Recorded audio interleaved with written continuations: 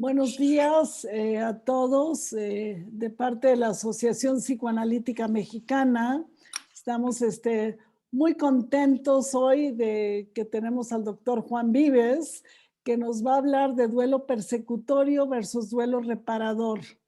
Eh, bueno, tenemos a Julio Casillas, nuestro secretario, representando aquí mesa directiva conmigo, Liliana Hernández y Judith de sesión científica, que son las que siempre nos ayudan a coordinar todos estos maravillosos eventos. Y hoy va a ser nuestra coordinadora, Judith Harders. Entonces te paso el micrófono virtual, Judith. Adelante, por favor, para que presentes a Juan Vives, para los que no lo conozcan bien, pero creo que todos los que están aquí lo conocen. Muchas gracias, Olga. Juan, un gusto compartir este espacio contigo, maestro. Ha sido, un gran encuentro en APM para mí, ¿no? El primer año que entré a APM en la formación, ¿no? Del instituto. Juan nos dio el propedéutico en su momento y todo a partir de la historia del psicoanálisis. Antes de darle la palabra a Juan, lo voy a presentar ya, como bien dice Olga, creo que todo el mundo lo conoce, pero para las nuevas generaciones quizás, ¿no? O personas que no están tan acostumbradas a la asociación, Juan es un médico y psiquiatra de la UNAM. Por supuesto es socio titular vitalicio de la Asociación Psicoanalítica Mexicana, APM, ha sido incluso presidente.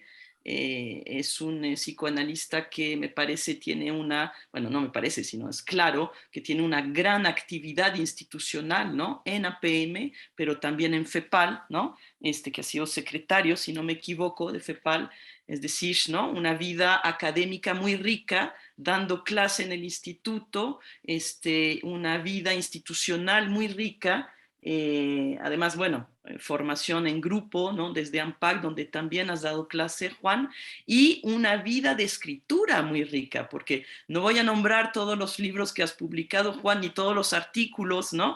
En la revista de psicoanálisis de la asociación, de la cual incluso tú eres, ¿no? El editor permanente. Pero mencionar nada más algunos de los libros para que el público entienda un poco el perfil, es decir, tenemos un hombre como con una actividad teórica, ¿no? De producción teórica en sus libros, desde, por ejemplo, lo pueden consultar y son editados algunos por la propia asociación, La muerte y su pulsión, una perspectiva freudiana. Tenemos ensayos de psicoanálisis aplicados a la creación literaria, que ya es otro terreno, ¿no? Que vamos a descubrir además hoy con el trabajo que nos va a presentar Juan. Otros teóricos como el proceso psicoanalítico son los libros que estoy nombrando. Creo que es el penúltimo, los tres catalanes alucinados, Gaudí, Casals y Miró, que es toda una investigación que hace Juan Vives a partir, ¿no? De estos autores como Princeps de alguna manera, ¿no? Y es un poco lo que nos va a tocar hoy, abordando lo teórico con la creación literaria, que es justamente lo que nos plantea su trabajo de hoy, revisando lo que podría ser un duelo persecutorio y un duelo reparador con dos poetas que nos va a narrar, ¿no? Y estamos esperando, ¿no? Tengo entendido, ya está a la venta en las redes, ¿no? Su último libro sobre Jack Kerouac, el rey de la generación beat, ¿no? O sea, como inquietudes, ¿no? Diversas y una capacidad de integración teórica y literaria maravillosa, pues. Pues te dejo la palabra, Juan. Nada más antes advierto al público que Juan va a leer su trabajo. A medida que lo van escuchando, si surgen preguntas, vayan usando el chat, el Zoom, para que podamos conversar a través de sus preguntas con Juan Vives cuando termine su lectura. Entonces, si surgen preguntas a medida que lo van oyendo, las van escribiendo y yo daré como lecturas y integración de las preguntas que vayan virtiendo. Juan, te escuchamos. Pues muchas gracias, Olga, a la Asociación Psicoanalítica Mexicana. Y Judith, muchas gracias por tus palabras tan cariñosas. Te lo agradezco muchísimo. Y bueno, dado que es una lectura un poquitín larga, les voy a pedir su paciencia, no desesperen, pero va a haber al final ocasión de dialogar con todos y cada uno de ustedes, ¿ok? Entonces, como ya anunciaron, se trata de un trabajo sobre la distinción entre duelo persecutorio y duelo reparador, con pretexto de dos poemas románticos, catalogados en realidad de cursis. La ruptura de una relación de pareja y el dolor que implica la pérdida del objeto amado consecutiva a dicho rompimiento es uno de los temas más comunes y frecuentemente escuchados dentro del material narrativo que expresan muchos de nuestros pacientes que nos piden ayuda debido a su proceso de duelo y aquejados de diversos grados de depresión, apatía, desesperanza y sensación de vacío interno. Pero sobre todo advertimos que son personas aquejadas de dolor psíquico, de sufrimiento. Podríamos decir que este dolor psíquico, el sufrimiento mental que acompaña a una ruptura amorosa o la pérdida de un objeto amado, resulta uno de los eventos emocionales más disruptivos y desgarradores en el curso de la existencia, y no tiene parangón entre los diversos infortunios que pueden sucederle a cualquier ser humano. Este tipo de eventos requiere, en todos los casos, de un proceso de tipo elaborativo, proceso que a veces puede llevarse a cabo con relativa facilidad y en otras queda sin lograrse, estancado, dando pie a diversas manifestaciones problemáticas dentro del psiquismo del sujeto. Freud dejó establecido que el duelo es un proceso normal para cualquier individuo y su elaboración es literalmente el prototipo del trabajo mental. De importancia similar a los problemas derivados de una pérdida objetal o del amor del objeto son los que tienen que ver con la herida narcisista que este tipo de pérdida implica. No es necesario que la pérdida tenga tales dimensiones que provoquen una eclosión que desemboque en una melancolía, pero toda pérdida involucra la estructura del narcisismo, de la autoestima, y de esta forma la herida narcisista coadyuva al sufrimiento y a la pérdida del equilibrio intrapsíquico. En el presente trabajo trataremos de ilustrar este tipo de eventos a partir de dos poemas románticos o poemas de amor, a veces calificados por el gusto popular como de un tanto cursis. El tema a que aluden dichas composiciones hace referencia a una ruptura amorosa y a la imposibilidad o no del amor en la pareja. Poemas en los que, a mi modo de ver, podemos advertir en el tejido mismo del acto creativo que deriva del evento y que consideramos en este caso de tipo elaborativo por definición, la diferencia existente entre lo que describiremos como duelo persecutorio y duelo reparador. Los poemas románticos que decantan hacia lo cursi, que usan expresiones o muestras de cariño muy trilladas, nos dan la oportunidad de acceder a un espacio en el que, a la manera de las formaciones reactivas, se deja entrever algo más que el destilado del amor romántico. Lo cursi, por su carácter dulzón o francamente empalagoso, puede prestarse con ventaja para el estudio de las máscaras del yo, para la investigación de los mecanismos compensatorios, incluso para las diversas formas de la negación. Como podemos ver, esto último quizá es lo que mejor hace justicia a una definición de lo cursi como aquello que es excesivamente romántico. En esta característica de exceso estaría la constatación de que se trata de una máscara, de una formación reactiva o una transformación en lo contrario, de algo que cubre o disfraza a la realidad originaria. Pasaremos, por tanto, a dar lectura a dos poemas de poesía amorosa y un tanto cursi que hemos seleccionado y que tienen que ver con dos figuras señeras de la poesía romántica de su tiempo. Nos referimos al mexicano Manuel Acuña y al francés Paul Géraldy. Creaciones poéticas que pueden ayudarnos a conceptualizar y entender la génesis del proceso psíquico que se da en el duelo persecutorio, así como el que ocurre en el duelo reparador, respectivamente. Manuel Acuña. Acuña es un poeta mexicano nacido en Saltillo, Coahuila, entre el 25 y el 27 de agosto de 1849, hijo de Francisco Acuña y Refugio Narro.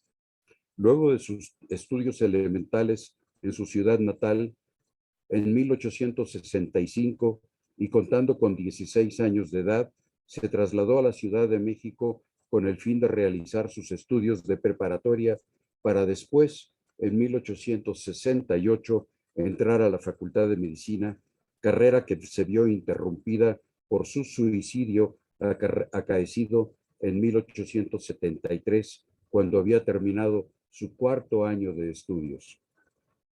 Al mismo tiempo que entró en la carrera de medicina, inició también Acuña su producción literaria, cuya primera producción consistió en una elegía a la muerte de su compañero y amigo Eduardo Alzúa.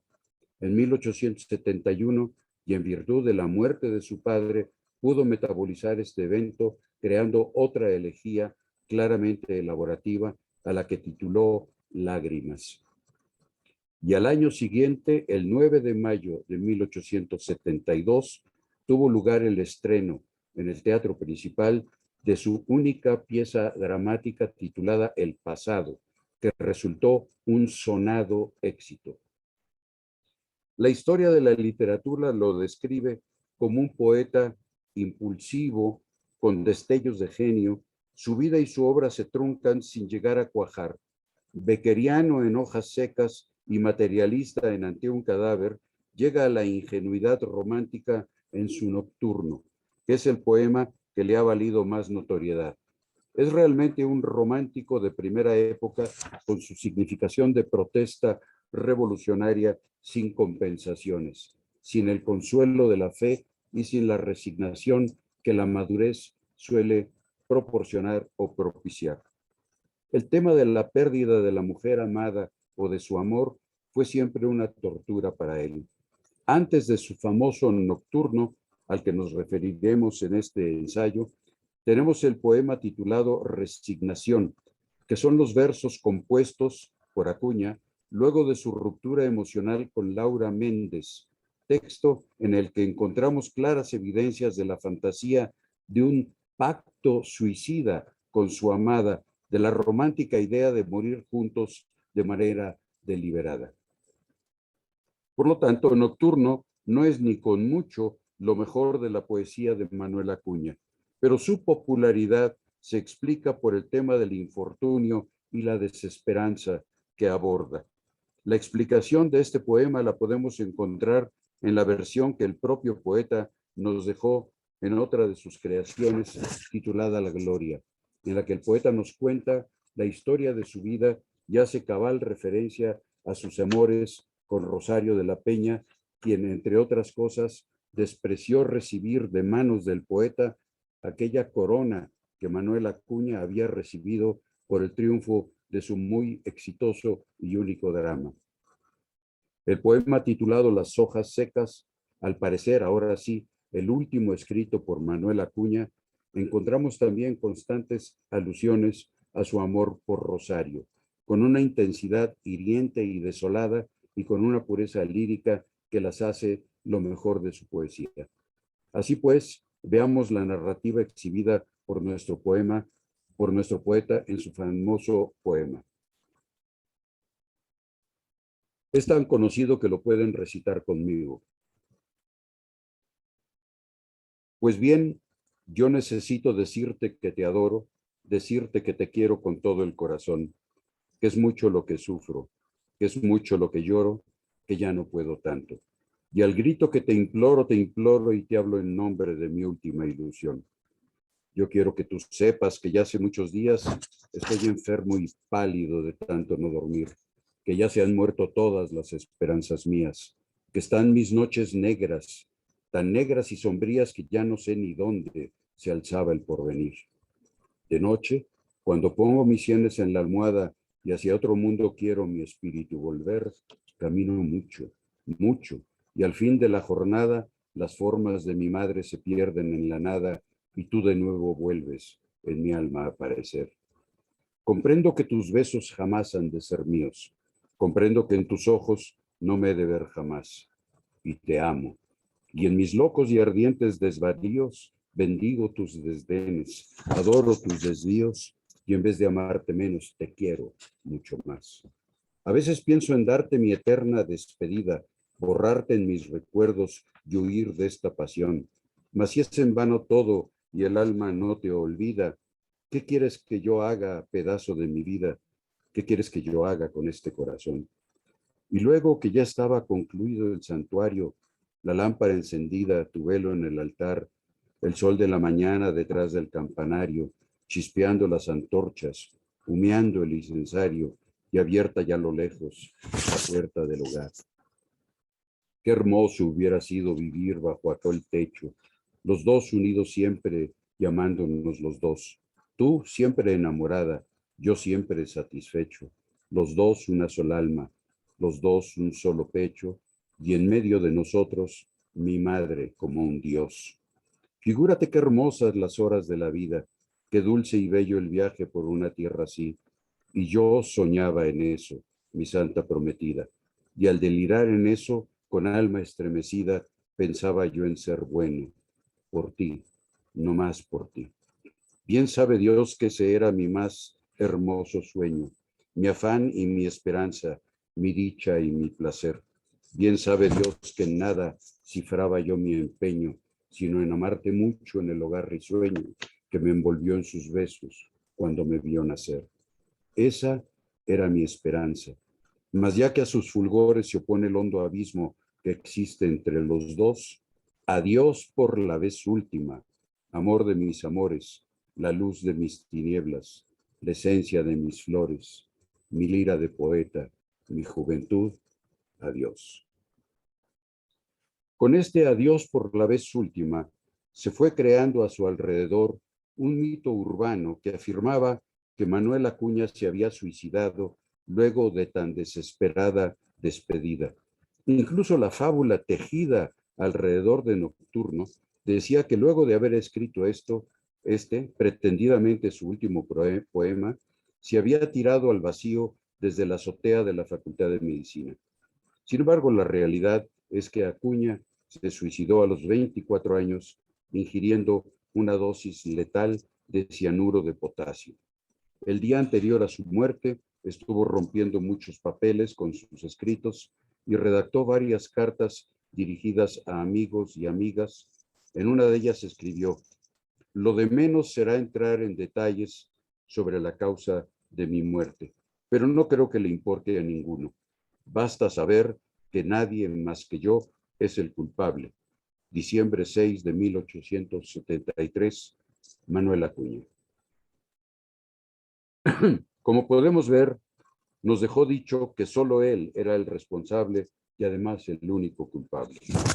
Es claro que podemos entender con Leon Grimberg que se trató de una culpa persecutoria, es decir, de un proceso en donde predominaron las angustias de tipo esquizoparanoide, imposibles de elaborar debido a un yo débil, siguiendo de cerca las conceptualizaciones de Melanie Klein en relación a las angustias persecutoria y depresiva.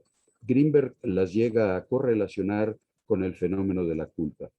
De esta forma, la culpa depresiva tendría que ver con el predominio de los instintos de vida, mientras que la persecutoria implicaría una dominancia de los instintos destructivos.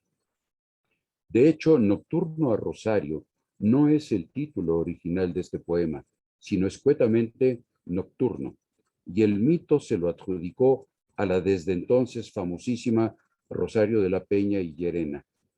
En estricto sentido, sabemos que Rosario de la Peña era amiga de Manuel Acuña, pero que ella estaba enamorada de Manuel M. Flores, un poeta poblano, amigo de Acuña, por cierto.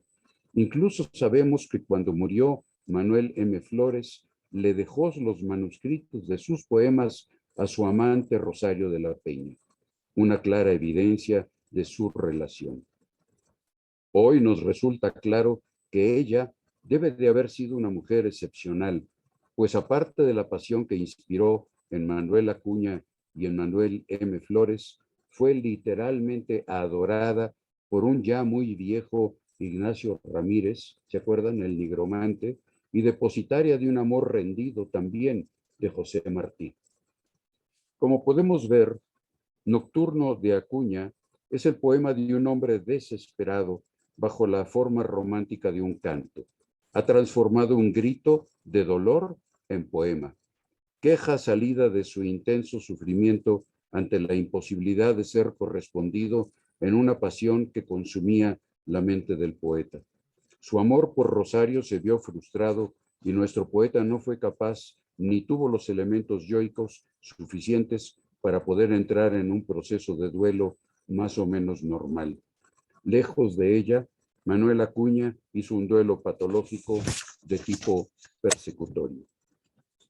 ¿Qué es lo que se oculta en el poema tras la apariencia de un amor imposible hacia Rosario?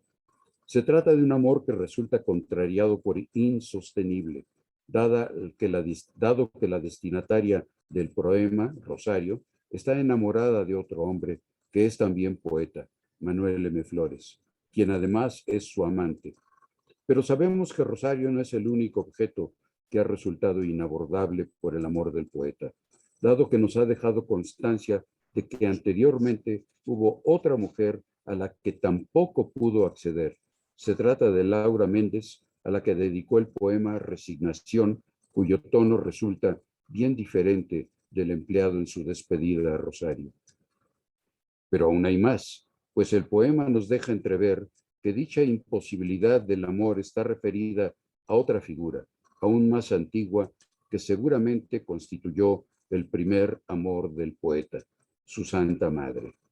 En el poema que nos ocupa advertimos la centralidad absoluta de la figura de su madre, ya que el poema imagina una relación con Rosario en la que el medio de ellos reinará mi madre como un dios, nos dice. Ahora quizá tenemos elementos para darnos cuenta de la imposibilidad formal de dicha pasión amorosa, ya que su madre también amaba a otro hombre, es decir, a su marido, independientemente de que amara mucho a su hijo.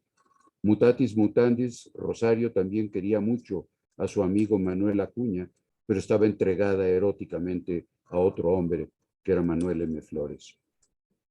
Por tanto, la herida narcisista que advertimos en el poeta tiene que ver con la falta de correspondencia en relación a sus deseos edípicos. Quizá aquí está la utilidad del aspecto meloso o cursi del poema, que en su desmesura e intensidad trata de no dejar ver a la depositaria original de sus anhelos, su madre. Amor imposible desde y para siempre, destinado al rechazo y la frustración. Manuel Acuña parecería no haber tenido medios emocionales para renunciar a sus pretensiones inalcanzables. Para Acuña hay un Dios Madre por encima de cualquier otra cosa, y obviamente muy por encima de Rosario de la Peña y de Laura Méndez. Lo que nuestro poeta desea es la recreación de un estado idílico en la relación con su madre, donde ella le cuida y le llena de tiernos besos. Por si hiciera falta, el poeta nos confiesa la génesis última de su amor cuando escribe: bien sabe Dios que en nada cifraba yo mi empeño, sino en amarte mucho en el hogar risueño que me envolvió en sus besos cuando me vio nacer. Son las pretensiones amorosas del poeta en relación a su madre, deseos totalmente inconscientes, a las que el poeta no fue capaz de renunciar. lo que nos explica el motivo de su suicidio. No sabemos si la muerte de su padre incrementó el deseo y la expectativa inconsciente y concomitantemente tuvo que intensificar hasta el extremo las defensas erigidas en contra de un amor cuya interdicción se pierde en la noche de los tiempos. En estos momentos ya no nos sorprende que Manuel Acuña haya elegido una forma de suicidio ingiriendo un veneno. Se trata de una oralidad en la que se ha proyectado en la madre toda la agresión del hijo resentido, toda la rabia del hijo despechado. Recordemos que despechado quiere decir que se le ha quitado el pecho. Del hijo que no ha podido ver culminada la fantasía de que la madre era solo para él y para nadie más. Gracias a la proyección de su hostilidad, se establece una modalidad de tipo paranoide de tramitar dicha rabia y una forma persecutoria del duelo ante la pérdida fantasiada del amor materno, pérdida gracias a la cual el pecho materno, en vez de ofrecer amor y una cálida leche nutritiva, lo que ofrece es el odio de un veneno que lo matará. Paul Géraldy. Paul Géraldy nació en París el 6 de marzo de 1885 y murió en Neuilly-sur-Seine en 1983 a los 98 años de edad. Hijo del periodista Georges Lefebvre, adoptó sin embargo el apellido materno, Géraldy, cuyo nombre literario, dado que su nombre real fue Paul Lefebvre Géraldy.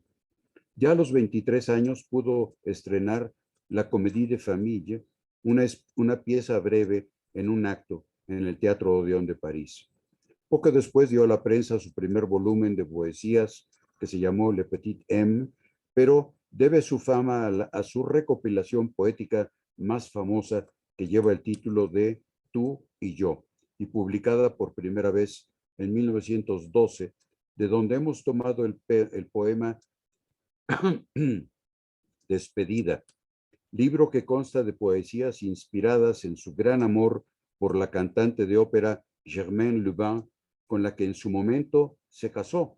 Sin embargo, el matrimonio se disolvió en 1926 en función de que la diva inició una relación amorosa con el mariscal Philippe Pétain, héroe de tan triste memoria, dado que sería quien habría de claudicar y entregar a Francia en manos del nazismo alemán. Más adelante, Géraldy dio a la prensa su libro La Guerre Madame en 1916 y diversas comedias. El poema inserto en Tú y yo, y que ha perdurado resistiendo el paso del tiempo, es su despedida. Y dice así: con que entonces adiós, no olvidas nada. Bueno, vete, podemos despedirnos. Ya no tenemos nada que decirnos. Te dejo, puedes irte. Aunque no, espera todavía que pare de llover. Espera un rato.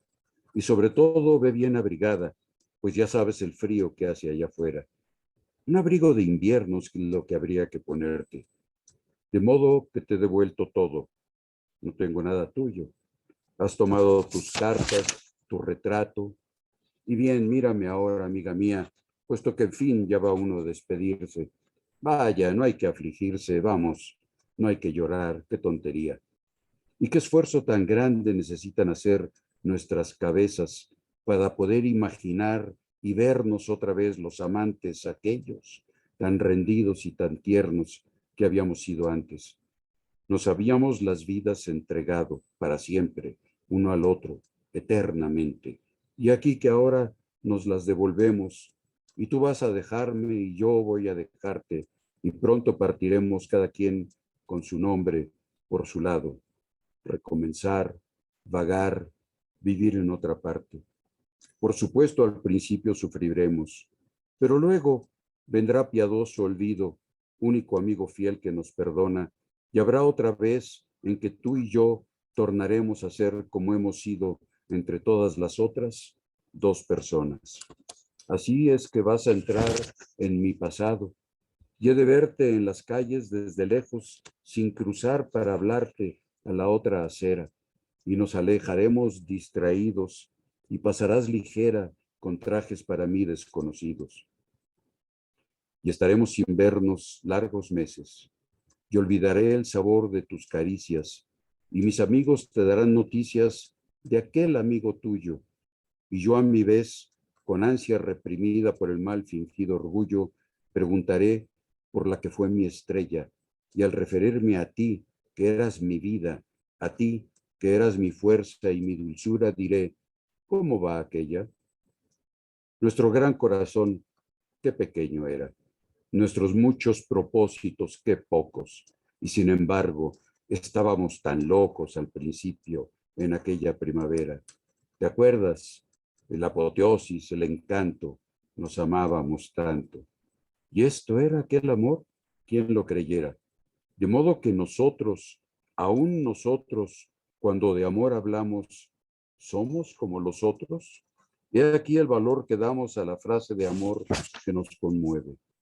Qué desgracia, Dios mío, que seamos lo mismo que son todos. ¿Cómo llueve? Tú no puedes salir así, lloviendo. Vamos, quédate, mira, te lo ruego. Ya trataremos de entendernos luego. Haremos nuevos planes y cuando el corazón haya cambiado, quizás revivirá el amor pasado al encanto de viejos ademanes.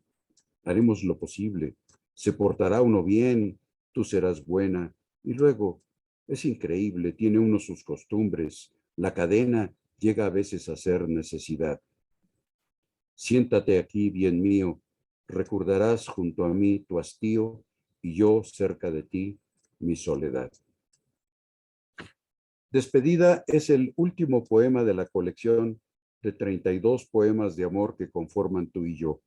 Como podemos ver, trata del final de una relación en la que hay de todo, como en toda relación amorosa, incluyendo lo que podríamos considerar como algunos insights insertos en el poema en relación a lo que se da tras la cortina del enamoramiento y el amor. Siguiendo el mismo tema, en otro sitio también expresa el peso del principio de la realidad. En otro poema nos dice, intento en vano bajo mis besos reanimar el alma efímera. Ha terminado, el encanto está roto y te pareces a tu madre. En el poema llamado Ternura hay un verso que puede sonar un tanto extraño, pero quizá no es tan extravagante si conocemos todo aquello que bulle tras la apariencia del amor. Dice, yo te amo, te amo, quisiera causarte daño. Como bien sabemos desde los 3 ensayos de Freud de 1905, todo amor implica la puesta en escena de la sexualidad pregenital, polimorfo perversa, lo que incluye a veces cierta pequeña dosis de sadismo, pequeños apretujones, mordiscos, cierta violencia durante el coito, etc.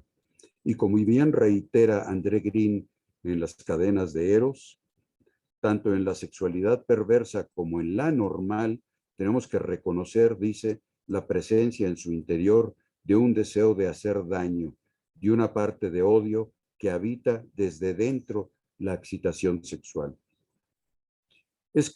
Esta clara posesividad de los enamorados, que los enamorados sienten con frecuencia indisociable de dicho estado, puede llegar a ser abrumadora. Es tal la tendencia a la fusión simbiótica que los enamorados pueden ponerse a la defensiva. Geraldi lo expresa de una manera simple pero efectiva. Dice, serías más feliz y mejor amada también si no fueras para mí todo lo que tengo en el mundo. Por otra parte, es interesante que al parecer Geraldi no sabía nada del inconsciente. De esta forma piensa que el amor, o mejor dicho, el encuentro amoroso, que ese hallazgo que significa el encuentro con la que será la mujer amada, es completamente contingente y que todo en él es azaroso.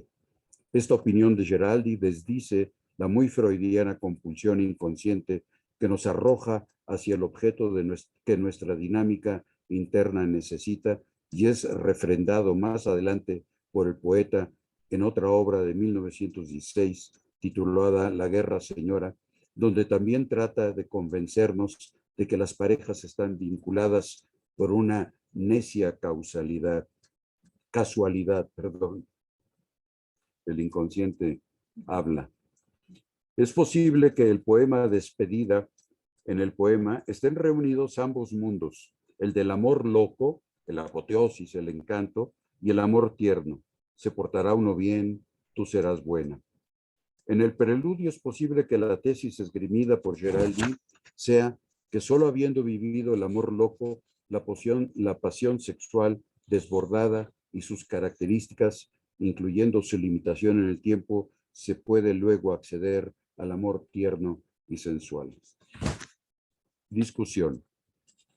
Como podemos ver, se trata de formas distintas de enfocar y enfrentar el problema de la pérdida y del duelo consecutivo a ella, que puede ser, como en el primer ejemplo, la poesía de Manuel Acuña, desde una rabia y desesperación, abrevando en el instinto de muerte para desembocar finalmente en un estado melancoloide que tiene su desenlace en un suicidio.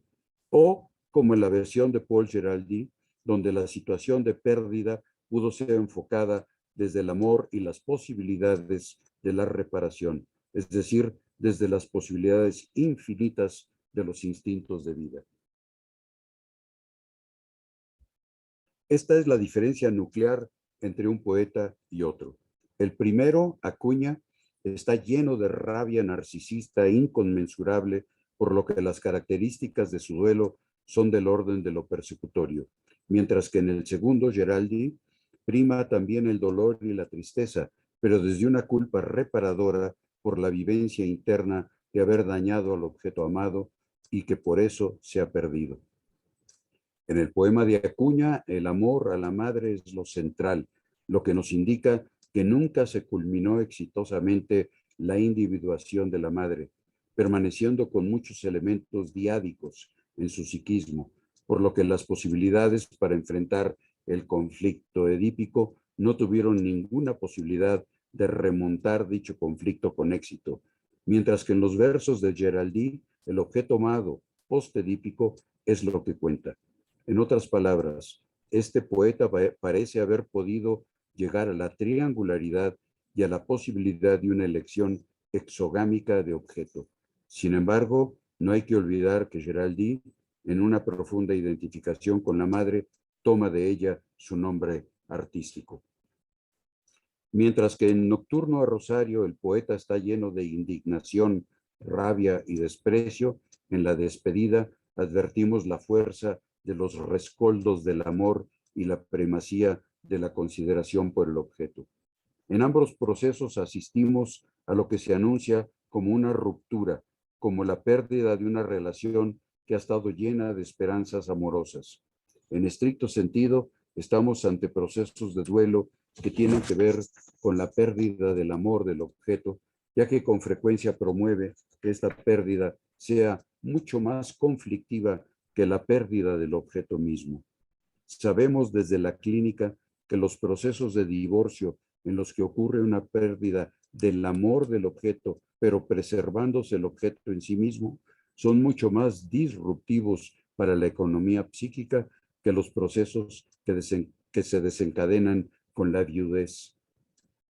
Por otra parte, en estos poemas la ruptura vincular resulta inevitable y al parecer definitiva en el poema de Manuel Acuña, mientras que en el poema de Paul Geraldi es una ruptura en la que se propone una posposición y la posibilidad de un recomienzo con la consiguiente reparación de las viejas heridas. La propuesta de Geraldi es un movimiento de despedida, pero que mira hacia atrás, un adiós de estilo nietzscheano que fantasea con un eterno retorno, aunque hay que admitir que ocurre con una modalidad de corte melancólico en la que se reconoce lo perdido, sobre todo la pérdida de las ilusiones y de la fantasía idílica del narcisismo primario, del yo ideal hedónico que pretendía haber recobrado el paraíso. Desde cierta perspectiva y siguiendo los conceptos de Klein y de Greenberg en relación a los procesos de culpa reparatoria y culpa persecutoria, podemos advertir que estamos frente a los comienzos de un proceso de duelo persecutorio en el caso de Acuña, quien terminó suicidándose a los 24 años, y de un duelo reparatorio en el caso de Geraldi, que vivió hasta los 98 años de edad.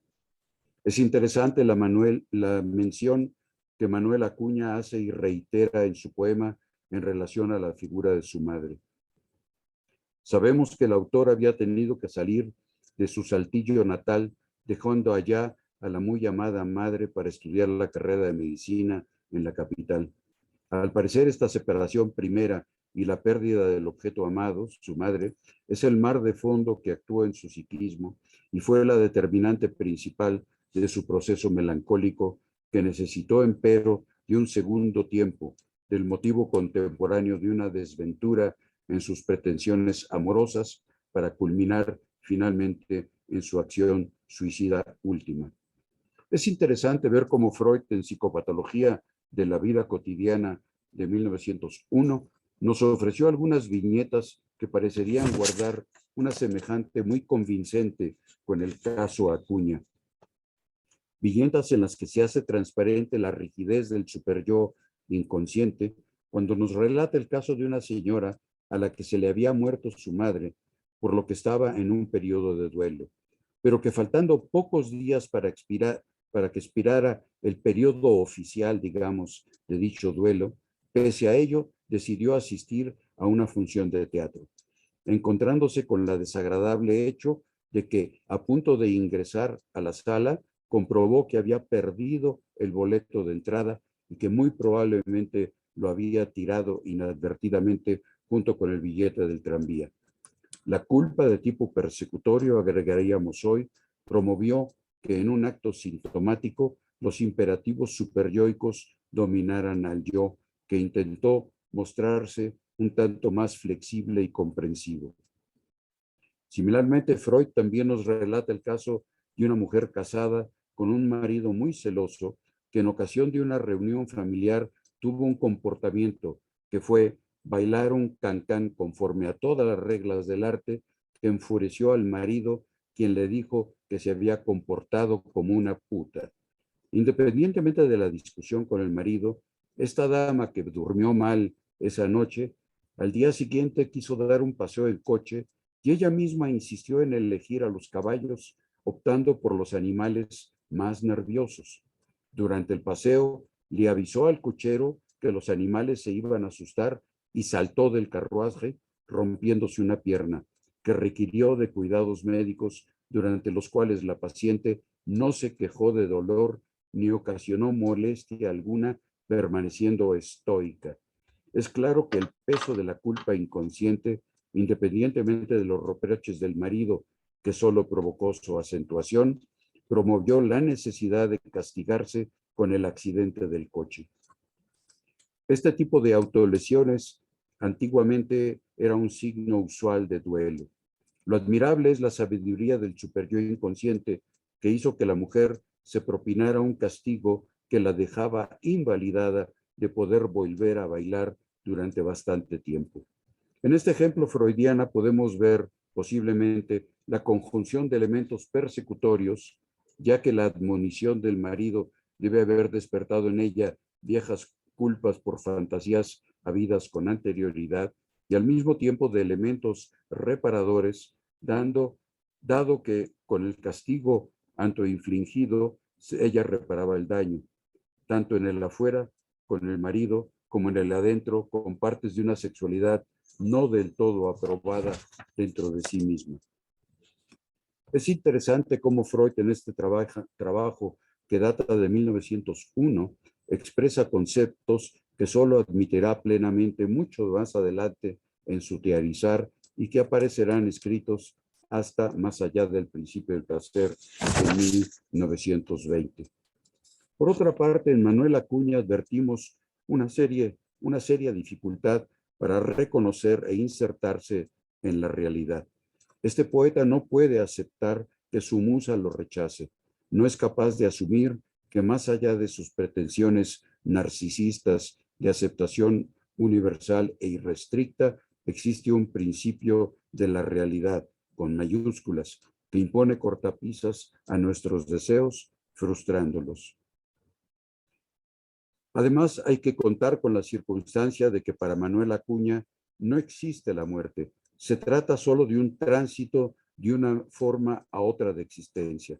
Por tanto, podemos entender a nuestro poeta que, instalado en los mecanismos de la negación, es capaz de abdicar del entendimiento racional de la muerte como un fin de la vida. Dígalo si no su poema Ante un cadáver, inspirado en la visión de un cuerpo sin vida en la sala de disecciones cuando estudiaba medicina. El poema inicia diciendo: miseria y nada más dirán al verte los que creen que el imperio de la vida acaba donde empieza el de la muerte, y suponiendo tu misión cumplida, se acercarán a ti y en su mirada te mandarán la eterna despedida. Pienso que no es casual la adhesión a este tipo de reminiscencia nietzscheana, inspirada en el mito del eterno retorno del gran filósofo de Jena. Acuña acude directamente a esta noción de la vida como un proceso circular, basándose en la noción de eternidad que se desprende de una relación, de una reiteración sin fin entre la vida y la muerte. En este sentido, su poema Ante un cadáver nos da fe de una salida de tipo maníaco a un duelo claramente persecutorio, una salida maníaca gracias a la cual se instala en la posibilidad de negar el fenómeno de la muerte para poder imaginar una vida más allá de la muerte biológica de su cuerpo, ideación que le da la oportunidad de pensar a su propia muerte no como un fin de la existencia, sino como un tránsito en otro nivel distinto e incognoscible de vida ultraterrena. En Manuel Acuña advertimos también un proceso en el que la pérdida de la autoestima se acompaña de cierta complacencia masoquista, una suerte de narciso negativo, en palabras de Hernán Solís, que llegó hasta la autodestrucción, lo que nos habla de la rigidez y severidad de su superyo, pero con la particularidad de que, dada la regresión hasta la elección narcisista de objeto, lo que originalmente eran reproches hacia Rosario de su poema, terminaron siendo reproches hacia su propio yo. Dicho en otras palabras, se dio un proceso de identificación con el objeto perdido y la rabia en contra de Rosario se vertió como rabia en contra de sí mismo, lo que le llevó al suicidio. Por tanto, podemos suponer que se trataba de una rabia homicida de la que sentía en contra de la que deseaba fuera su prometida, homicidio que se trocó en ataque en contra del propio Acuña. Como bien dejó dicho Abraham, el sadismo originario se reprime en el inconsciente y lo que aparece es la culpa persecutoria. Dice Abraham, la experiencia parece demostrar que cuando más violentos son los impulsos de venganza de una persona, tanto más marcada es su tendencia a formas ilusorias, ideas de culpa. Por otra parte, en el caso de Paul Geraldi, estamos en presencia de un destino radicalmente distinto, de una relación que se rompe, así como de la actitud del sujeto ante la pérdida del amor del objeto amado. En el caso de Despedida, el autor no siente rabia, sino cierta dosis de tristeza simbolizada en el cómo llueve, que son sus propias lágrimas, y ante la inminencia de la separación desea ganar un poco de tiempo en un intento de evitar el dolor de la dolorosa ruptura. Recordemos los versos: te dejo, puedes irte, aunque no, espera todavía que pare de llover, espera un rato. La lluvia, las lágrimas de dolor, es la que hace posible un compás de espera y la probabilidad de que se ilumine la débil llama de la esperanza. Es claro que el poeta recurre al factor tiempo, si bien muy comprimido por las necesidades líricas, para dar pie a la tarea de elaboración de la pérdida, con el fin de ofrecer la oportunidad de que el trabajo del duelo haga su cometido. Sabemos que cualquier trauma es más difícil de tramitar cuando es sorpresivo y no hay tiempo para que el yo se prepare para enfrentarlo. De esta manera, el poeta, lejos de esgrimir una rabia en contra del objeto, pretende darse tiempo con el fin de hacer un lúcido examen de la realidad y poner en su debido lugar y proporción todo aquello que el amor magnificó en vida de la obligada idealización que todo proceso de enamoramiento conlleva. Geraldi, mucho más sereno que Acuña, propone una mirada franca entre ambos amantes. Por eso puede decir, y bien, mírame ahora, amiga mía, puesto que en fin ya va uno a despedirse. Ante la separación inminente, el poeta puede rememorar las partes amables de ese gran amor, al parecer sin resentimiento, con una clara nostalgia y desde una cierta mirada entre irónica y benévola que nos habla de un nuevo juicio de realidad en relación al proceso que ambos vivieron durante su amor. Lejos de la idealización maníaca, existe la posibilidad de una mirada más realista a la que se han sustraído los sedimentos de tipo narcisista y del odio por la frustración recibida. Recordemos cuando decía, nuestro gran corazón, qué pequeño era, nuestros múltiples propósitos, qué pocos, y sin embargo estábamos tan locos al principio, en aquella primavera. ¿Te acuerdas? La apoteosis, el encanto, nos amábamos tanto. El recuerdo del amor perdido tiene aquí otras características y es una rememoración sobre los aspectos buenos y amables, sobre los matices libidinales de la relación que está por romperse.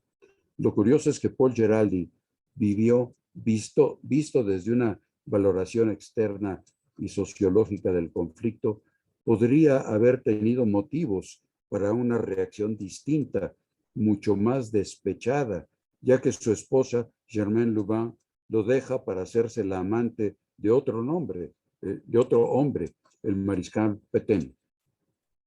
Como podemos ver en el caso de Paul Geraldi, hay un proceso de duelo con la esperada tristeza y llanto por el amor perdido, plagado de sensaciones de pequeñez e insignificancia por no haber sido los amantes esperados por el proceso de idealización, por no ser los fabulosos amantes que habían imaginado, sino simples mortales por ser nada menos que seres humanos mortales.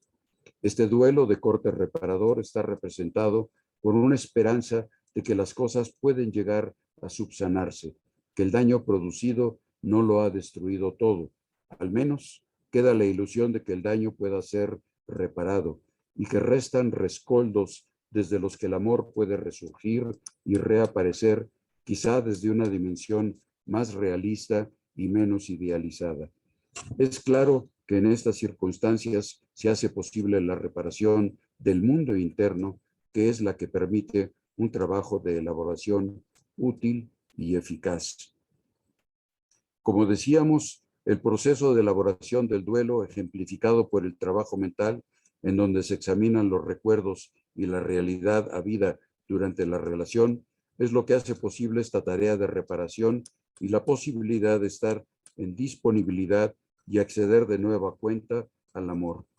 En el caso de despedida, y pese a que hay una clara mención del factor tiempo como vector indispensable, el poeta hace de la elaboración un proceso casi instantáneo, relampagueante, gracias a la cual las posibilidades de reparación del objeto y la eventual y deseada restauración de los lazos de amor son el resultado inmediato de dicho trabajo. También entendemos que puede haber una suerte de fijación al trauma en el curso de este proceso y que esta eventualidad puede tener su efecto sobre los sentimientos despertados por el duelo derivado de una sensible pérdida objetal, tal como nos recuerda Freud en la primera de las 5 conferencias que dio en la Clark University. Entendemos en su magistral trabajo Duelo y Melancolía que Freud explora las similitudes y diferencias entre los procesos de duelo y el cuadro de la melancolía. En ese trabajo, que debe buena parte de su inspiración en el estudio de Abraham sobre la locura maníaco-depresiva, la definición que Freud nos da del duelo es el de una reacción a la pérdida de un ser amado o de una abstracción equivalente, la patria, la libertad, el ideal, etc. Sin embargo, agrega que desde motivos semejantes a veces ocurre que hay personas que desarrollan cuadros de melancolía en vez de un duelo. Según Freud, en la melancolía se da un cuadro en que el sujeto sabe a quién ha perdido, pero no lo que con él ha perdido. ¿Qué es lo que el sujeto ha perdido además del objeto amado? Pensamos que en estos casos la línea divisoria entre un evento común, duelo, y otro patológico, melancolía, puede ser tan tenue que frecuentemente perdemos la posibilidad de una clara distinción entre uno y otro. En el caso al que se refiere el poema de Manuel Acuña, sabemos que nuestra poeta conscientemente perdió a Rosario, pero ¿qué más perdió al perderla a ella? Ya habíamos apuntado que tras la figura de su idealizada Rosario de la Vega hay muchas figuras. Es posible que en su conciencia esté al menos la imagen de Laura y topográficamente mucho más lejano de su advertencia, es decir, en su inconsciente, la figura de su madre. Al final de cuentas, está el dolor del propio poeta por sí mismo y en las profundidades de su psiquismo, la rabia derivada de su herida narcisista. Pienso que estamos ante una de las vicisitudes del amor-odio, es decir, ante la dinámica de los afectos ambivalentes. Los aspectos amorosos son los responsables del dolor sentido ante la pérdida, mientras que el odio inconsciente en el caso de la melancolía es el que se manifiesta como reproches, primero hacia el objeto y luego hacia sí mismo. Por tanto, en el caso de la melancolía, a la pérdida objetal se suma el sufrimiento por la pérdida de aspectos del propio yo del sujeto. En el caso de Manuel Acuña, ¿se trata de una melancolía? Pensamos que sí, dada la implicación narcisista de este amor y el desencadenamiento de la rabia concomitante, lo que hace que su duelo tenga las características persecutorias que ya hemos señalado y que culminaron en un suicidio. Al ser la rabia narcisista inconsciente, el yo queda a merced de los ataques de la conciencia moral, hija de la censura del sueño y madre del futuro superyo de la segunda tópica. Instancia que le hace los mismos reproches que el sujeto hubiese proferido en contra del objeto que ha perdido. Reproches a los que no puede dar expresión directa en virtud de que los ha reprimido y habitan en el inconsciente del sujeto, mientras que el consciente conserva solo los aspectos amorosos y tiernos de dicho vínculo.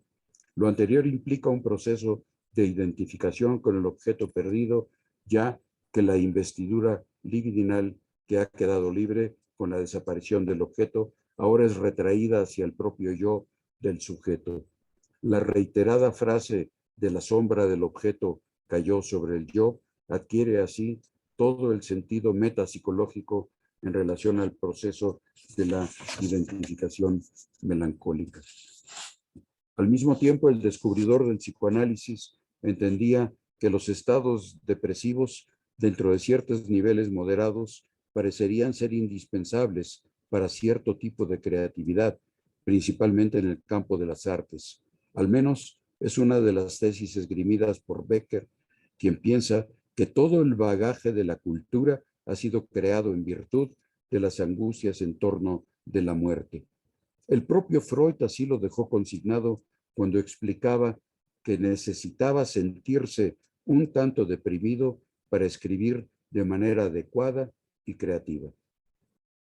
En este sentido, ¿cómo podemos explicar que una determinante tan autodestructiva para el sujeto sea la misma que le impele a la creatividad artística o científica?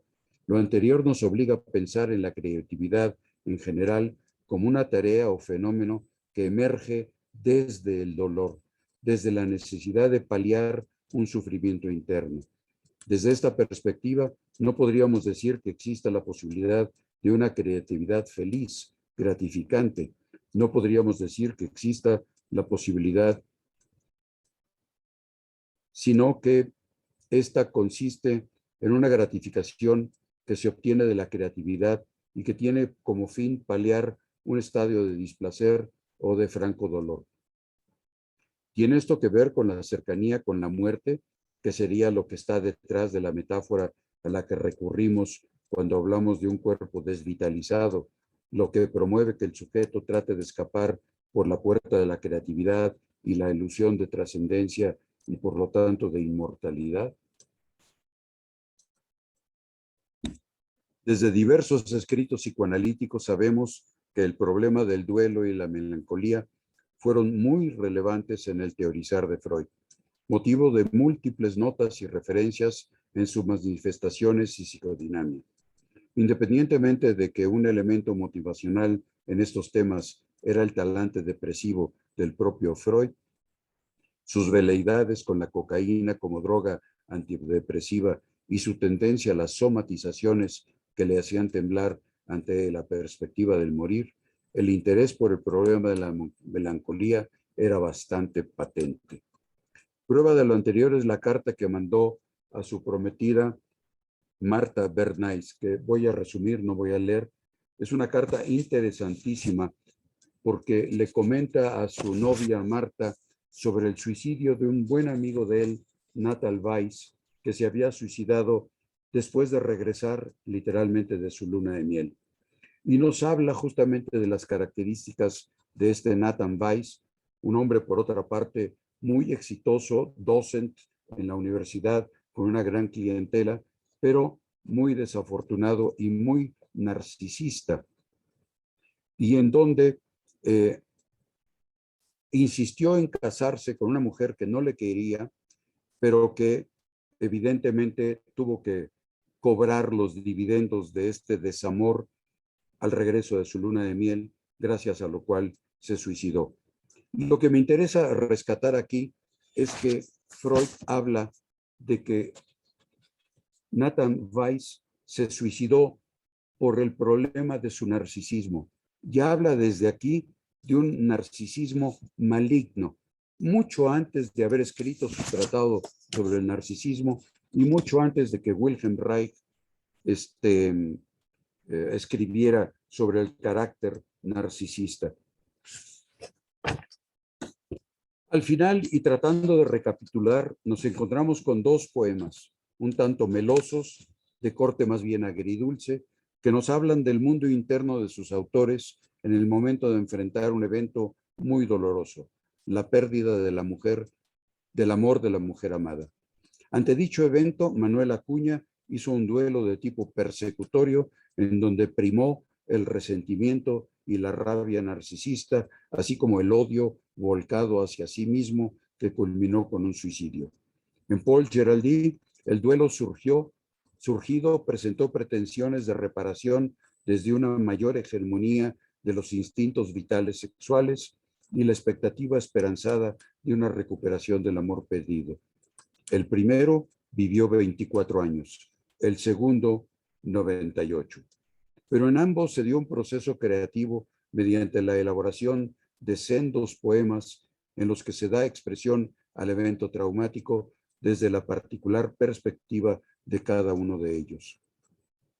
¿Cómo fue que en uno de ellos, Acuña, dicha elaboración poética no fue útil ni lo suficientemente amplia y completa como para remontar el trauma y sucumbió a la autodestrucción, mientras que en el otro, Giraldi, la elaboración a través de su creatividad poética sirvió para realmente estar en condiciones de remontar el evento doloroso y traumático, siendo capaz de retomar su vida y seguir adelante, quizá para enfrentar nuevos dolores y sufrimientos futuros, como ocurre en toda vida que se viva con intensidad y pasión?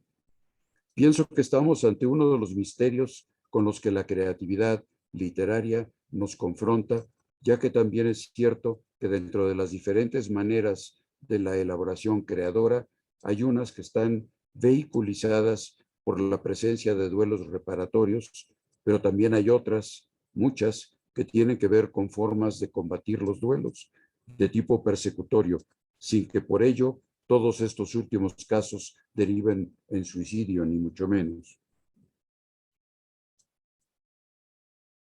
Finalmente, cuando nos preguntamos cuál es la dinámica de la inspiración poética, Creo que Freud lo intuía perfectamente cuando en el capítulo 2 de la interpretación de los sueños hacía depender el entendimiento y las motivaciones inconscientes del contenido latente de la libre asociación, es decir, de permitir al pensamiento vagar libremente, lo que equivale a ponerse en contacto con el consciente creativo de nosotros mismos, como bien ha entendido Christopher Bolas. Algo parecido nos ha dicho el escritor Hugo Iriart, un poeta, cuando nos aclara que las ocurrencias poéticas son el subproducto de nuestra habilidad de usar el lenguaje, es imaginación verbal, y esta habilidad no está sujeta a la atención inmediata, sino es espontánea, oblicua, automática. Dicho en otros términos y poniéndolo en boca de un gran escritor, la creatividad requiere de manera obligada de la posibilidad de que el sujeto creador tenga la capacidad para sumergirse en su propio inconsciente y de dar vida a lo ahí encontrado. Muchas gracias.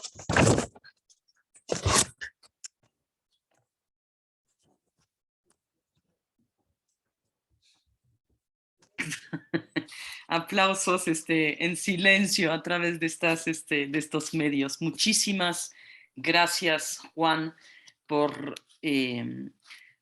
digamos, la intensidad, la complejidad y a la vez, digamos, como abarcaste tantos temas que podemos, digamos, abrir preguntas y discusiones desde cómo terminas, digamos, la problemática de la creatividad, ¿no? En nosotros, ¿no? Seamos pacientes o seamos psicoanalistas o seamos simplemente individuos, ¿no? Y te metes también en muchos temas que tienen que ver con la práctica clínica propiamente tal, ¿no? Entonces, voy a ir como viendo cómo escuchó el público, ¿no? Y por dónde abrimos primero, si por la parte más clínica o por la parte más de literatura o la creatividad, voy a ir viendo, ¿no? Hay un primer comentario, una primera pregunta, Juan, en que Aline nos pregunta si en el caso del duelo persecutorio puede presentarse solo una destrucción de sí, suicidio, ¿no? Ante la herida narcisista, o podría presentarse un homicidio, es decir, destruir en lo real el objeto del deseo. Bueno, Aline nos mete de pleno, ¿no? En, digamos, psicopatología de alguna manera, ¿no?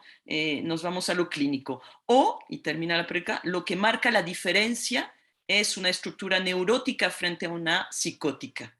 Es más común la salida del suicidio en grandes poetas. Eso sería ya una pregunta desde, ¿no? La creatividad y lo literario. Pero primero la pregunta desde la psicopatología, Juan. Sí, yo pienso que el duelo persecutorio en su expresión más grave, más drástica en personas con una estructura de la personalidad realmente muy regresiva, con una psicopatología muy importante, pueden derivar a un homicidio, ¿sí? Son legión los homicidios que se han perpetrado con esta causa, pero también por el suicidio. También el sujeto puede regresar hacia sí mismo la agresión y acabar suicidándose. Obviamente, no siempre, ni mucho menos, este es el destino. Frecuentemente, el duelo persecutorio cursa con cuadros en donde la paranoia, lo persecutorio priva, pero que también pueden tener, como yo menciono en el trabajo, otros destinos. Uno de ellos es la creatividad. Y eso me recuerda a mí un caso que podríamos considerar prácticamente paradigmático en relación a la psicopatología, que tiene que ver con la fuerza yoica. Si ustedes recuerdan, Goethe se enamoró perdidamente de una chica en su juventud y estaba coqueteando con la idea de suicidarse ante el rechazo de esa mujer, que no lo aceptó y no lo quiso. Él coqueteó con el rechazo. En vez de suicidarse, él coqueteó con el suicidio. En vez de suicidarse, él tomó la pluma y escribió su gran obra, una pequeña novela que se llama Las cuitas del joven Werther. El joven Werther Que se suicida, ¿no? es una novela epistolar en donde Werther acaba suicidándose. Pero bueno, este es un buen ejemplo de capacidad creativa y de la fuerza yoica de Goethe, que teniendo una intencionalidad de suicidarse, escribe una pequeña novela en donde su héroe se suicida en vez de él. Y él sigue viviendo hasta edad muy avanzada, afortunadamente, para que nos diera su gran Fausto. Y fíjense lo que son las cosas. En aquel tiempo, cuando él publica su novela, los lectores, algunos de los cuales tenían un yo muy frágil, hicieron una especie de ola de suicidios y todo el mundo se suicidaba vestido como el joven Werther, con un chaleco amarillo. En fin, se mimetizaron con Werther y se suicidaron una docena de jóvenes que tenían el yo muy frágil, identificándose con Goethe y su tendencia a suicidarse, pero que él pudo, gracias a su fuerza yoica y a su brutal capacidad creativa, no realizarlo y entonces escribir una obra inmortal como el Werther. Escuchándote, digamos, esto no es desdoblamiento, pero de alguna manera, con tu ejemplo de Goethe, das el camino también teórico de la posibilidad del doble, ¿no? Como instancia, no instancia psíquica, sino posibilidad psíquica del doble, que es justamente en este ejemplo de Goethe fantástico, ¿no? Porque coquetea con su propio suicidio y construye un personaje literario, ¿no? Como un doble, ¿no? Que es parte también de la posibilidad de un trabajo de duelo, ¿no? Esta posibilidad del doble. Hay otra pregunta que va así, es Daira, ¿no? Digo los nombres que aparecen aquí, ¿no? A veces no corresponden con la persona que pregunta. Con el tiempo, Juan, te preguntan, ¿el amor se termina convirtiendo en una necesidad y un apego narcisista de llenar nuestros vacíos con la otra persona? Bueno, esa puede ser una eventualidad del amor. Lo que conocemos más comúnmente en la clínica y que yo distinguiría con toda claridad el enamoramiento del amor. Y en la clínica lo que vemos es que hay parejas en donde del enamoramiento pasan al amor, que tiene otras características, y en donde ese amor es mucho más perdurable que el enamoramiento. ¿Sí? En ocasiones hay parejas, y eso es a veces una tragedia conyugal, en donde luego de la fase primaria del enamoramiento no queda nada, y esto no pasa a transformarse en amor. Y esto es causa de gran cantidad de infortunios matrimoniales o incluso de divorcios relativamente tempranos. Se ha hablado muy frecuentemente del amor como una forma de locura transitoria. Incluso Freud coqueteó con este concepto, ¿no? Creo que este concepto vale para el enamoramiento. El amor tiene que ver ya con otras características que sobre todo tiene que ver con la consideración por el objeto y por la permanencia en el vínculo. Hay una distinción que a mí me gustaría establecer con toda claridad entre la primera teoría instintiva o pulsional, como le quieran llamar, y la última. ¿Se acuerdan en los 3 ensayos, cuando habla de los instintos sexuales habla de la fuente, del fin, del objeto y de la fuerza. Al final dice el objeto. Dice, el objeto sirve simplemente para descargar la punción. Y es lo más variable, dice. Si me permiten algo muy pedestre, diría, para esta teoría de los 3 ensayos, cualquier hoyo es trinchera, ¿sí? O sea, el objeto es lo que menos importa. Sin embargo, cuando evoluciona Freud y postula su tercera teoría instintiva, aquella que postula instintos de vida e instintos de muerte, ahí postula que el objeto es permanente y que se desarrolla el vínculo amoroso. Ahí comienza a hablar de amor, de eros, de lo erótico y del vínculo.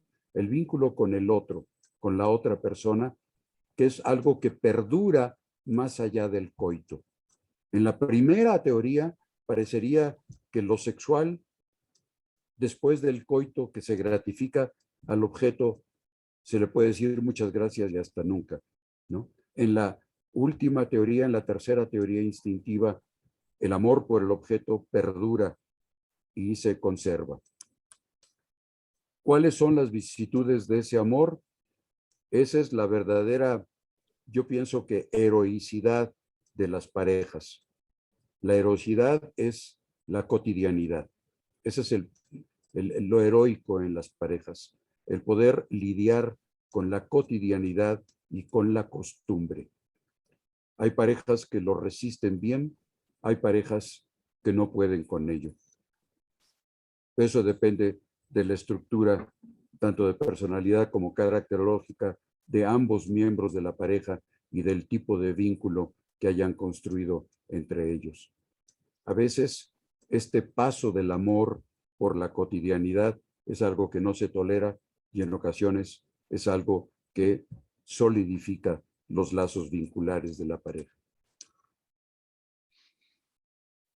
Y la capacidad de duelo quizás, ¿no? Que puede estar en juego en cada quien para poder pasar a ese vínculo amoroso, ¿no?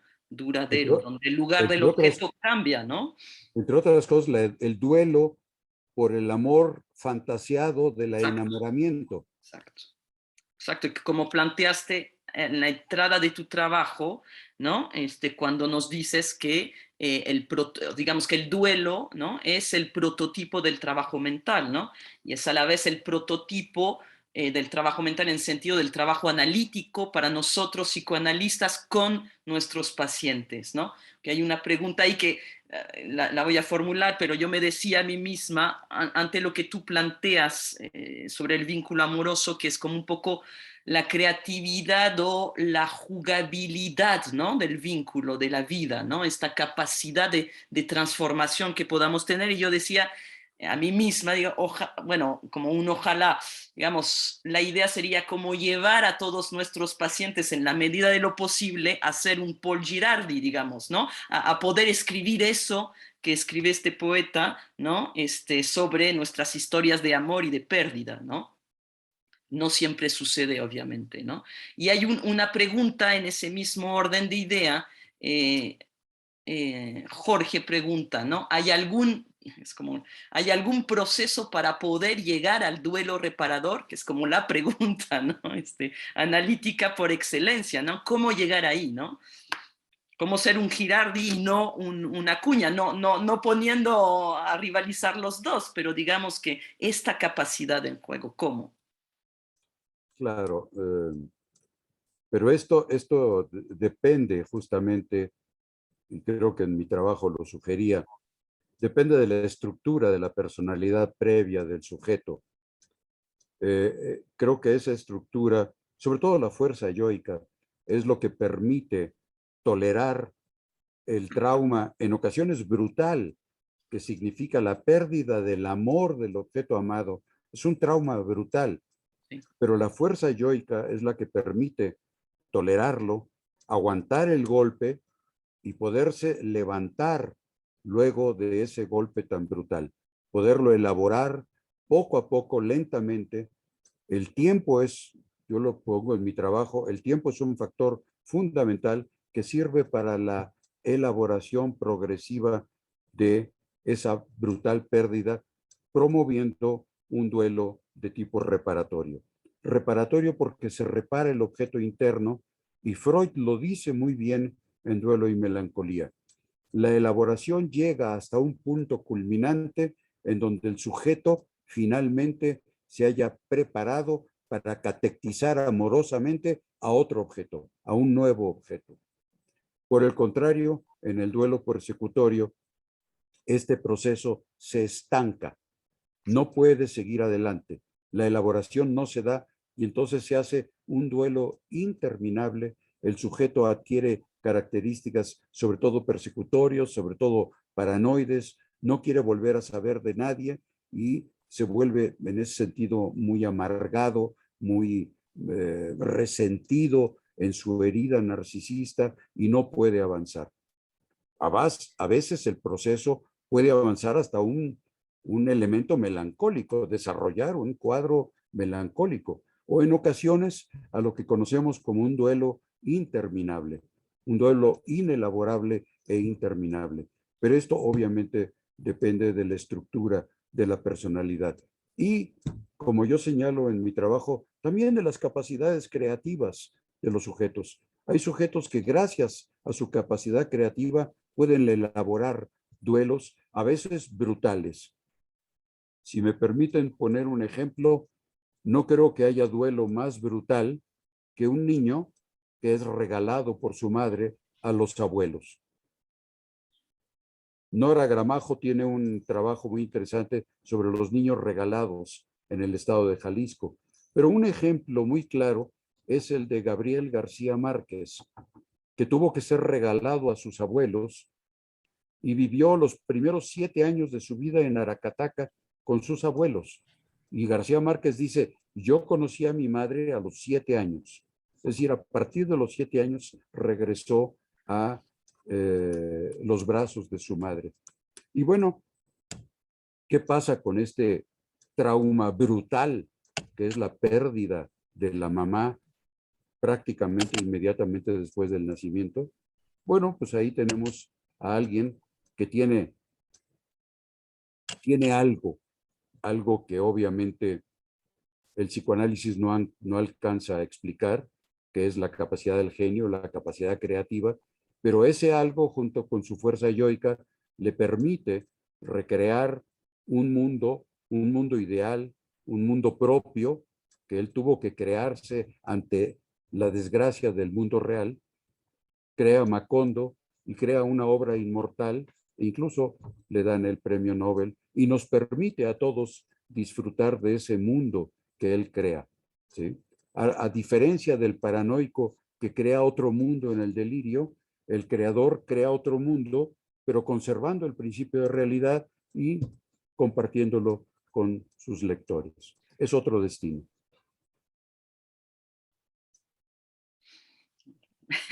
Sí. Voy a llevar un poco algunas preguntas sobre justamente, ¿no? Lo creativo, la literatura. Liliana menciona, además de muchas felicidades, hay muchas felicidades sobre tu claridad teórica, sobre tu fuerza elaborativa para hacernos llegar a entender estas grandes diferencias, ¿no? Clínicas y teóricas. Dice Liliana, pienso en Anna Segal cuando menciona que la escritura es retirarse de los objetos externos para desde su interior recomponer y reparar al objeto perdido. Como el lugar de la escritura ahí, ¿no? Y de alguna manera, creo que es Jael, pregunta, ¿no? No es, bueno, la pregunta es, ¿qué pasa en Acuña, ¿no? Es decir, hay una creación poética, ¿no? Hay, parece ser una salida o una elaboración en la escritura de este poema nocturno, pero algo a la vez se estanca, ¿no? Como pensar eso. No siempre es así, ¿no? La producción de una obra de arte no es hacer duelo solamente, ¿no? Claro. En relación a lo de Anna Segal, Yo por lo menos pienso, en lo particular, que toda escritura es un proceso de elaboración. Ok. Yo pienso que cualquier acto de escribir, sea artístico, y es formidable cuando es algo artístico, o sea no artístico, de todos modos es un acto de elaboración. Por ejemplo, hablando de nuestra profesión, yo tengo la impresión de que muchos de los casos clínicos que publicamos son una forma de elaborar elementos habidos durante ese tratamiento y que no han podido ser metabolizados totalmente dentro de la mente del analista. Creo que el escribir un trabajo científico en relación a un caso clínico implica en una parte de lo que es ese trabajo un proceso de elaboración. Lo segundo que me mencionabas era... La pregunta sobre Acuña, Ah, justamente, ¿no? Que hay una producción en que, siguiendo la hipótesis de que si hay escritura hay elementos elaborativos, y sin embargo nos presentas un caso complejo donde la melancolía abarca hasta un acto suicida, sí, donde se coarta de alguna manera el proceso elaborativo, ¿no? yo lo que contestaría es que pienso que en Acuña su capacidad creativa no alcanzó, no Ujú, fue suficiente. ujú, ¿Sí? ujú. Él puede plasmar en Nocturno un poema de desesperación, un poema que es un grito, un dolor, un Sí. sufrimiento psíquico enorme, pero no alcanzó el poema para hacer suficiente elaboración. El poema tiene las características persecutorias ya en sí mismo, y pero la creatividad de Acuña no le alcanzó para eso Ujú. y por lo tanto sucumbió a un proceso melancólico muy persecutorio. Como una especie de lamento, ¿no? Este poema, ¿no? Como Exacto. desde incluso el propio ritmo que propone aparece esta temporalidad que tú mencionas, ¿no? Del estancamiento, ¿no? Esta ¿Sí? temporalidad psíquica de lo melancólico.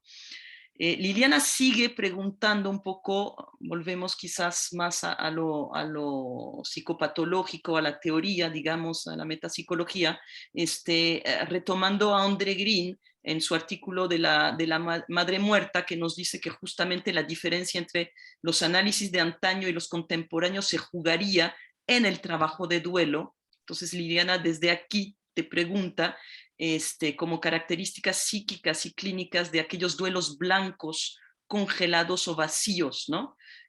Donde el centro es la gran incapacidad para el vínculo, ¿no? Un poco lo que nos planteabas tú, ¿no? Entonces, ¿cómo serían los duelos o cómo trabajar, ¿no? El duelo en la clínica de lo negativo? Sí, yo pienso que qué bueno que trae el ejemplo de Green, porque la clínica, la clínica que se ve en los casos que André Green llama de la madre muerta, se trata de duelos inelaborables, justamente, de duelos eternos, de duelos que duran toda la vida, como el del propio André Green, obviamente. Hay mucho de él en lo del el artículo de la madre muerta. Son duelos, son pérdidas, y aquí justamente André Green pone muy claramente en su trabajo, no se pierde a la madre está ahí presente, pero no sirve para nada, Claro. porque su proceso de duelo provoca la decatectización de su bebé, de su niño o de su niña. Sí. Entonces, en presencia de la madre se pierde el amor, la catexia libidinal de la madre. Entonces es un duelo brutal, ¿sí? Es un trauma brutal, pero dado a una edad tan temprana que el duelo se hace inelaborable y por lo tanto eterno. El duelo no se acaba nunca, solamente con la muerte del sujeto.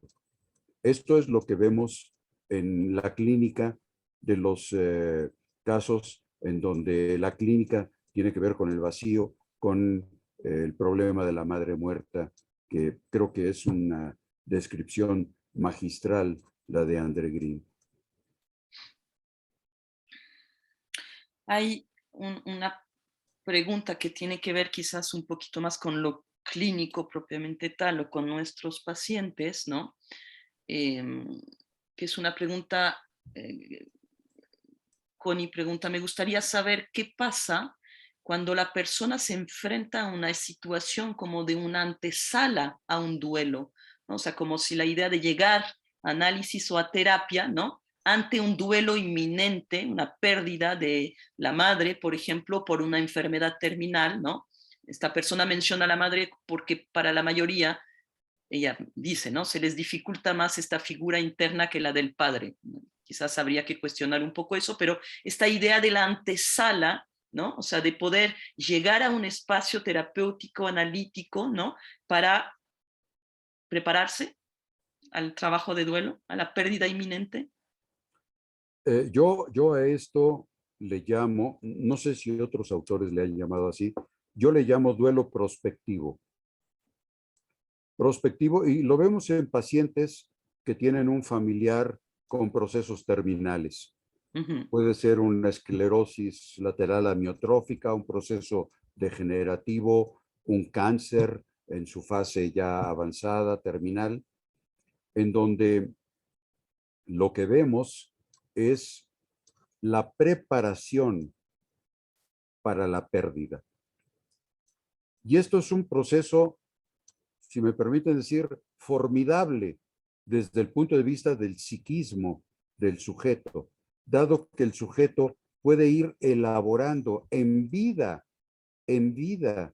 de su familiar, de su persona querida, en vida puede ir elaborando su próxima muerte, con la enorme ventaja de que si tiene la capacidad, puede ir resolviendo incluso conflictos o pendientes, vamos a llamarle pendientes que tiene con esa figura que está a punto de morir, poder aclarar cosas, aclarar equívocos, a veces revelarse secretos, etcétera. El duelo prospectivo tiene toda esa ventaja psíquica, digamos, y frecuentemente nos encontramos como que con el hecho de que ya cuando ocurre la muerte real, vemos que el cuadro de dolor está bastante mitigado. Ya no es un desgarro interno, sino toda la preparación previa promueven que el enfrentamiento de la muerte de esa persona muy querida frecuentemente sea vivida con mucha más resignación e incluso con menos dolor psíquico, es decir, con menor sufrimiento. ¿Por qué? Porque nuevamente el factor tiempo es lo fundamental. Ha habido mucho tiempo para prepararse para el evento, para ir elaborando el evento, para ir resolviendo conflictos con la persona que va a morir, etcétera, etcétera. Todo esto promueve que los duelos sean mucho más benignos. Un efecto positivo, ¿no? De salud mental. Estaba pensando, bueno, el mismo, digamos, título del poema de Girardi, ¿no? Despedida, que es un poco la fuerza que puede ocurrir cuando estamos justamente en esos duelos que tú mencionas, ¿no? Prospectivo. Y pienso en también la problemática ya más de sociedad, ¿no? De la buena muerte o de la eutanasia como una posibilidad, ¿no? De decidir sobre su muerte para el que lo decide, y la posibilidad de despedirse, ¿no? Y de hacer ese trabajo de duelo de alguna manera reparador, que es todo un tema, ¿no? Sí. Lo podemos legalizar o no legalizar, pero apunta a eso justamente, ¿no? A la posibilidad de despedirse, ¿no? Judith, justamente ayer veía yo una película con Susana Sarandon, que se llama Blackbird. Ajá. Una película formidable, de un impacto bárbaro, que se trata de una mujer con una esclerosis lateral amiotrófica que reúne a toda su familia para despedirse de ella, porque junto con su marido, que es médico, ha decidido beberse algo para morir, es decir, suicidarse de alguna manera, una muerte asistida. Y todos los conflictos y todo lo que promueve de resolución de conflictos en una familia en donde había secretos y, en fin, todas las cosas que hay en todas las familias. Y como todo esto, claro, puesto muy condensadamente en el tiempo fílmico de una película, pero permite una elaboración de todos esos problemas. Obviamente esto en la realidad requiere más tiempo, pero en esta película creo que es muy demostrativo de este problema de la muerte anunciada, digamos, y los procesos de duelo, incluyendo el tema de la eutanasia, del derecho a morir. Voy a leer un poco junto a ti, pero es una pregunta como un poco larga, ¿no? La vamos entendiendo juntos. Ana pregunta, ¿no? Si la reparación, hay varias preguntas. Una primera sería si la reparación termina en algún momento, temas que y abordando ya el duelo con esta mirada hacia atrás para poder hablar de lo vivido y seguir hacia el presente futuro. Ana dice, creo que el uno o el analizante no termina de reconstruirse en un constante, pero ¿cuál es la línea entre repararse y construirse uno mismo? Con varias preguntas termino.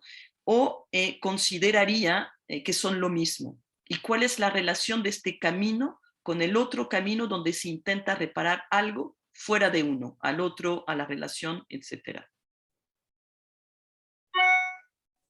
Para referirme a esta pregunta, yo creo que habría que empezar diciendo que, por lo menos desde la perspectiva de la clínica psicoanalítica, de lo que vemos en nuestros pacientes, de lo que sabemos de nosotros mismos, yo creo que habría que conceptualizar que la vida es una cadena interminable de pérdidas. Nuestra vida es una cadena interminable de pérdidas, algunas pequeñas, otras medianas, otras muy importantes, pero una cadena interminable de pérdidas. Por lo tanto, desde esa perspectiva, yo diría que siempre estamos en reparación de nuestros objetos internos. Toda la vida estamos reparándolos, incluyéndonos a nosotros mismos, ¿sí? Entonces, en ese sentido, sería un proceso interminable elaborativo, pero elaborativo en el sentido reparador, no en el sentido paranoide o persecutorio. Creo que toda la vida consiste en eso. En efecto.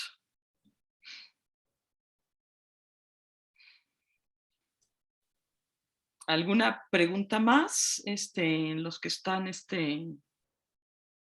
participando. ¿Quieres comentar algo? Bueno, hay obviamente muchos agradecimientos, Juan, ¿no? Sobre tu claridad, ¿no? En tu exposición. César menciona así de pronto, ahorita lo está escribiendo, la muerte es un regalo, dice. No es una pregunta, y todo es mente. Es una afirmación, ¿no? Compartiendo aquí sus pensamientos.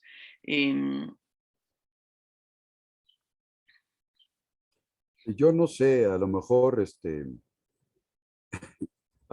por la edad que yo tengo, yo pienso que la muerte es una maldición, no tanto un regalo. Pero pienso que los seres humanos somos los únicos animales que tenemos advertencia de que vamos a morir. Creo que la única certeza que tenemos en nuestra existencia es la muerte, es de que vamos a morir algún día. Y esto implica todo un proceso de duelo al que le llamamos pensamiento, reflexión, filosofía, arte, etcétera, pero todo un proceso en relación a nuestra propia muerte. También nosotros siempre estamos preparándonos para ese evento. Ahorita me acordé de Leonardo da Vinci, que ya un poco avanzado en edad, en su Tratado de la Pintura puso, yo pensé que todo el tiempo me había estado preparando para vivir, y ahora me doy cuenta que siempre me he estado preparando para morir. Esto implica un proceso de elaboración continua para la más importante de las pérdidas que jamás podamos tener, que es la pérdida de nuestra propia vida. Creo que esto es tan importante que hay toda una escuela filosófica, que es la filosofía de la existencia, que empezó desde Kierkegaard, Heidegger, etcétera, que justamente hacen una elaboración de este hecho, de que el hombre es el único animal que tiene advertencia de su propia muerte y que por lo tanto tiene que prepararse para ella y que todo el tiempo tiene que elaborar el duelo, un duelo prospectivo también de su propia muerte. Que implica una relación también al cuerpo, ¿no? Como primer objeto investido, ¿no? Por la psique, ¿no? Como muy particular, porque también hay un duelo del cuerpo, hablas, ¿no? De tu relación con la muerte y pensarla así, ¿no?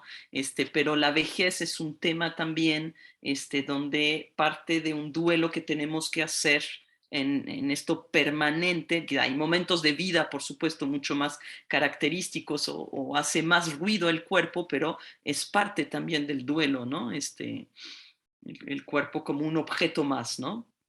Hay toda una serie de duelos a propósito de lo que tú estás diciendo. Creo que el paso a la pubertad promueve el duelo de la infancia. Uh-huh. ¿Sí?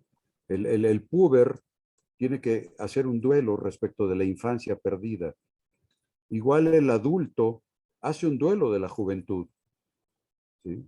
Hay un trabajo por ahí que tiene un título realmente terrible, que se llama El derrumbe del cuerpo, y que tiene que ver con la vejez. ¿Sí?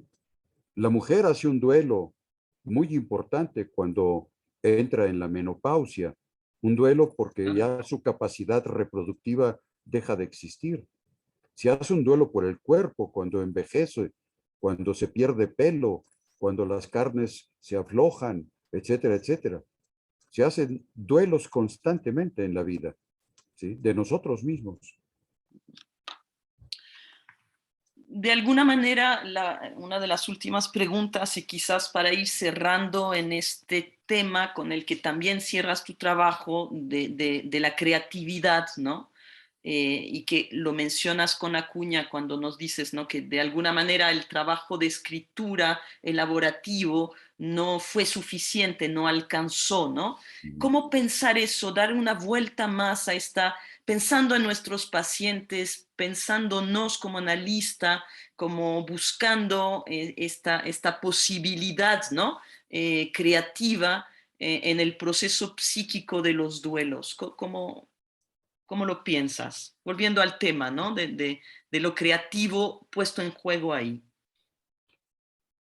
Claro, sin embargo, hay que distinguir eh, la clínica y los pacientes, la terapia que nosotros hacemos, el psicoanálisis, del proceso creativo. Eh, hay dos fantasías universales. Una fantasía la tienen muchos creadores. Dicen, yo no voy a análisis porque el análisis me va a quitar mi capacidad Lo creativa. creativo, claro. Me va a quitar mis broncas, mis problemas, y Uh-huh, entonces ya no voy uh-huh, a crear uh-huh. nada, porque toda mi creación está alrededor de mis broncas. Esto no es cierto, pero bueno, existe esa fantasía universal. Pero existe otra fantasía que dice, yo voy a ir a análisis porque eso me va a convertir en un creador. Y eso tampoco es cierto. Poco. ¿Sí? Ir a análisis quiere decir, si hay suerte, resolver la neurosis, la psicosis o el trastorno de personalidad, pero no quiere decir adquirir la capacidad creativa.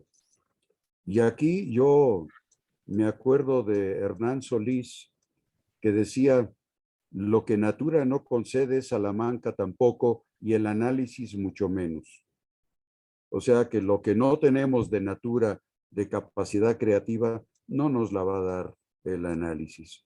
Eso es algo que todavía no entendemos muy bien cuáles son todos sus pormenores. Creo que el psicoanálisis ha hecho aportaciones muy importantes a la capacidad creativa, al entendimiento incluso del genio, pero que está más allá de, por lo menos, los elementos conceptualizadores del psicoanálisis hasta este momento y hasta donde yo me he enterado y he leído. Sí, difícil, ¿no? Julio Casillas dice, como dice Pessoa, somos cuentos, contando cuentos. Qué bueno que Julio menciona a Pessoa, porque Pessoa es el amo de los heterónimos. Y tú hablabas, Judith, del fenómeno del doble. Sí, sí, ¿Sí? sí. Justamente en Creo lo que creativo, ¿no? En lo reparador. el acto de escribir es justamente poner en acto, en el acto de la escritura, el doble. Todos los personajes son dobles del escritor, los buenos y los malos, los inteligentes y los bobos, los hombres y las mujeres. Acuérdense que alguna vez cuando le preguntaban a Flaubert, decían, a ver, díganos de veras, ¿quién es, en quién se inspiró? ¿Quién es Madame Bovary? Y Flaubert dijo, Madame Bovary soy yo. Es decir, ahí vemos el fenómeno del doble muy claro, ¿no? Quijote es un doble de Cervantes, el Ulises es un doble de Joyce, y así respectivamente podríamos ver todos los personajes que son los dobles. Los heterónimos de Pessoa, que es algo formidable porque Ya ni sabemos cuántos, ¿no? ¿Cuántos cada son? poeta sí, pero de los 4 o 5 principales, cada uno de ellos tiene su personalidad y su estilo poético. Eso es lo admirable de Pessoa, ¿sí? Cada uno de ellos tiene un estilo poético diferente, ¿sí? Rice es diferente de Pessoa. Bueno, es una cosa realmente maravillosa la que ocurre con Fernando Pessoa, ¿sí? Que apunta, si lo pensamos en la teoría, a una manera de definir el yo también, no como ¿no? El tema de las fronteras, ¿no? Del yo en Freud, ¿no? Que está puesto ahí, ¿no? En un ejercicio, ¿no? De los dobles de Pessoa, ¿no?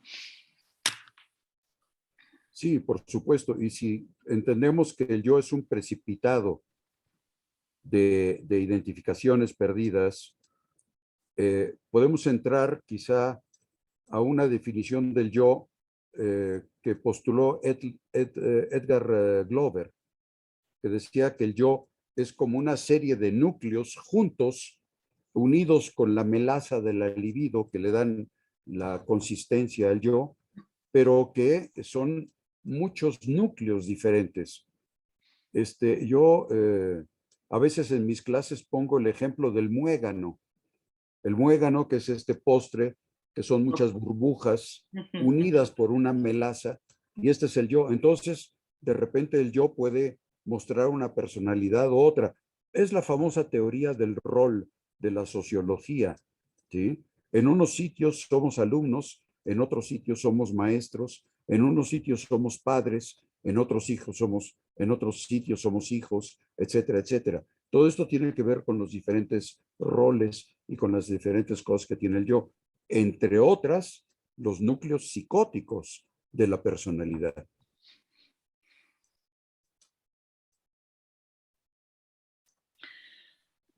Vamos cerrando. ¿Quieres agregar algo, Juan?